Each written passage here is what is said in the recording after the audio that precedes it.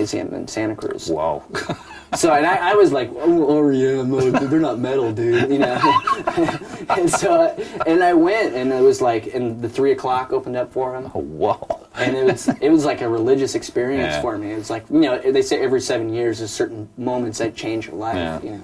I think that was definitely one of them. You know, I just it wasn't so much the music or the band, but it was just like the whole atmosphere. And I just remember watching, like, Peter Buck was like, he was playing this record, like the monitors or the PA system was really bad or something. So he was like strumming on his guitar really hard. Everybody already walked off stage, and he was just going, just hammering on it.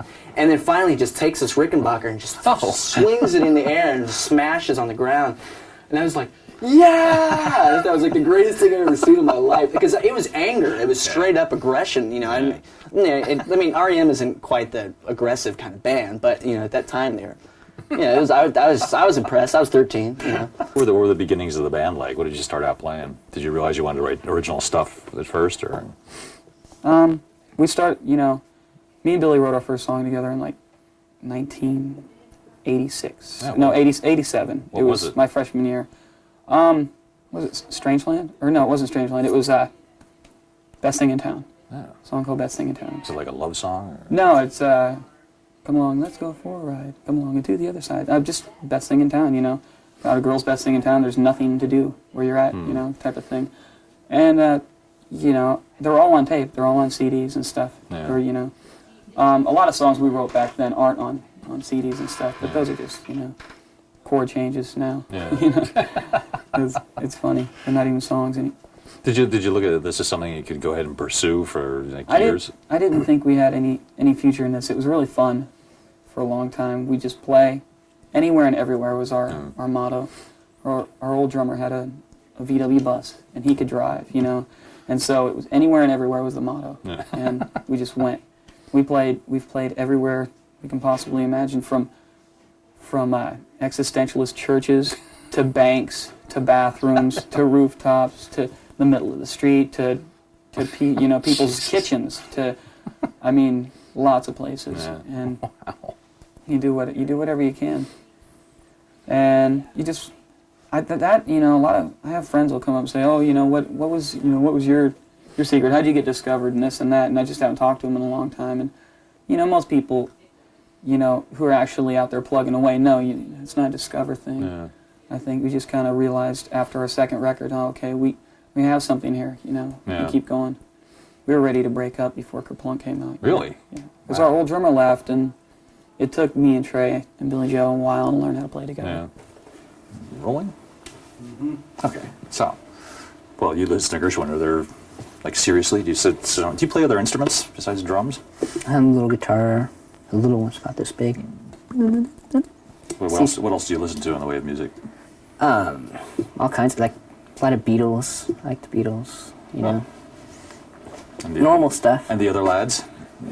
Kind of, you know, like a lot of old, like Billy listens to like a lot of old like vinyl and stuff, like Fang and just like old like punk stuff. And, you know, it's not, we didn't like grow up on that stuff though. It's kind of like we kind of learned about it afterwards. And do you feel strange when people say, "Gee, it's this new punk thing"? And I'm like, yeah, you guys are like, you're like the Pistols and what? Or, you guys are like, you know, the Clash. It's like, no, man.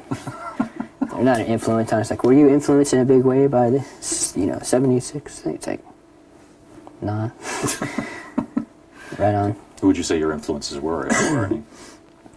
We're influenced the opposite of what influences usually are. You know, like, we're influenced on, like, what we hated. Like Hall & Oates, like, you know, all this, you know, Cyndi Lauper, all this, like, 80s crap. Yeah. That Just didn't want to be that. all, like, the mainstream 80s crap. Yeah.